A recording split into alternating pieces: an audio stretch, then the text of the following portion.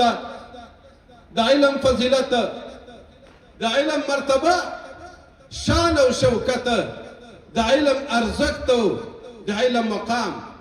علماو په تفصیلي بیان سره بیان هم که او مشایخ به نور هم بیان پکې کوي فقط دومره وایم الله جل مجده وعم نواله فخفل مبارک کلام کی فرمائی شهد الله انه لا اله الا هو والملائكة واولو العلم قائما بالقسط الله جل مجده فخفل وحدانیت باندې فخفل شهادت او گواهی پیش کوي او دغه گواهی سره یو دوه ډیر مقدس او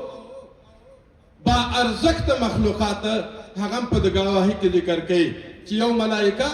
او یو خاوندان د علم دي لدينا معلومیږي چې الله علم ته الله اهل علم ته ډیر ستر مقام ورکړی دا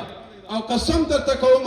تر څو چې افغانان د علماو تر قیادت وروسته روان وي تر څو چې د دوی خدمت کوي تر څو چې د دوی صحبت کوي تر څو چې د دوی سره مینه کوي او تر څو چې د علماو دا قیادت په دې خاوره باندې موجود وي دا افغانان به همیشه د فتح معمان وي دا افغانان به همیشه د اسلام زعیمان وي دا افغانان به همیشه د شان او شوکت د رعب و دبدبې د لوړ عزت او مقام خاوندان وي وما ذلك على الله بعزیز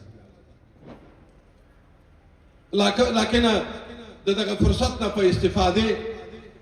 او د اسلامي امارت د پالیسي موافق یو څو لاندې جملې کوشش کوم چې مختصری بیان کړم د خوست درنو ولسونو جهاد فعالو دین فعال ولسونو ته ارائه کوم الله جل وعلا شانه دې موږ او د ټولو ولسونو د مزید سعادت او د عمل ذریعہ کې اوله خبره ورونو تر څو چې موږ تاسو د قومونو متحد وي تر څو چې موږ د یو فکر د یو قدم او د یوې ارادې خاوندان یو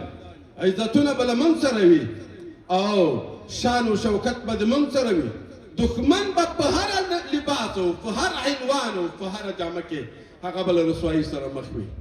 نو بنان په ډېر درنښت باندې د خوست ولسونو ته سپارښتنه کوم توصیه کوم په ډېر درنښت باندې غوښتنه لرم چې کوشش به دا کوو چې دلته څومره قومونه میشت دي د دغه قومونو ترمنځ موږ وحدت راولو دلته چې څومره نزاکتونه حساسیتونه دلته چې څومره عصبیتونه موجود دي دا به له منځه وړو فقط یوه جمله وایم حضرت موسی علیه السلام کوی تور ته د الله جل مجده د راز او د نیاز دپاره لاړه حضرت موسی هارون علیه السلام قوم ته خلیفه پاتې شو دلته بني اسرائیلو د سخي عبادت شروع کړ حضرت موسی علیه السلام بیرته راغی د الله جل مجده په هدایت باندې او له ډېره قهره له ډېره وسې څخه الوحده تورات په ځمکه کېښودله او بیا حضرت هارون علیه السلام داسې په دغه شکل باندې د خپل وروره داسې ونیوله څه ګیره یو څه دغه ګریوان او دغه بل لاس باندې ناسیې په دغه لاس کې ونیوله چې تا ولې دا خلک جهالت ته پرېښودله دا خلک دې ولې دا شرک ته پرېښودله حضرت هارون علیه السلام چون الله دې فصاحت یو لوړ مقام ورکړی و هغه یو عجیبه جمله ورته وایي یبن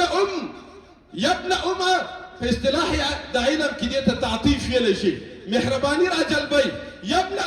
ای د مور زویه تو خو د ما ورور یې تو خو د ما شیرین ورور یې د شیرین مور زوی به یې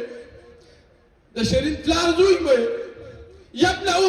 لا تأخذ بلحيتي ولا برأسي ما بجره په سر باندې مه نیسه إني خشيت أن تقول فرقت بين بني إسرائيل ولم ترقب قولي زه په دې وېرېدم که ما له دوی سره د جهاد اعلان کړی وای نو نیم به له ما سره ولاړو نیم به مقابل جانب کې ولاړو بني اسرائیل به دوه فرقې سوی و په دوی کې به اختلاف راغلی و او اختلاف په د مزیدو او د ډېرو مرضونو ذریعه جوړ سوی و نو بیا به تا ما ته ویله چې ای د مور زویه نو تا خو به لږ ما ته انتظار کړی وای چې په دې شکل باندې دا کار کړی وای چې اختلاف نه وای راغلی او دا شرک له منځه تللی وای نو له دغه آیت نه استفاده کله کله چې جهاد سبب د اختلاف جوړیږي باید هلته جهاد ونه شي کله کله چې جهاد چې یو فریضه د اسلام ده دا چې سبب د اختلاف جوړیږي باید هلته جهاد ونه شي نو عرض مې دا کوم وحدت د موږ تاسې یو هغه وجیبه ده چې الله موږ ته حکم باندې کړی ده رسول الله صلی الله علیه وسلم حکم په باندې کړی ده او پیغمبر صلی الله علیه وسلم فرمایي من مات علی العصبیة فلیس منا څوک چې په قوم پرستۍ کې مړ شي هغه د مال امت نه ده ومن خرج علی العصبیة فلیس منا او څوک چې په عصبیت باندې له کور نه ووته هغه د مال امت نه ده نو په ډېر درنښت عرض کوم له مشرانو څخه او خصوصا له علماو څخه غوښتنه ودا ده چې د دغه بدترین مرضه د دغه رنځ او د دغه شقاوت جل رجلاله خاطر باندې په دغه قومونو کې د دغه عصبیت د بد مرض بیان وکړي او مشران نه غوښتنه دا ده چې که هغوی په ښه حالات باندې لاړ شي نو ټول قومونه ورسره دي او خدا نخواسته که په بده لاړ شي په امت او په شقاوت باندې لاړ شي نو بیا به ټول قومونه د شقاوت او د بدبختۍ د کنځ ښکار شي الله دې نه کوي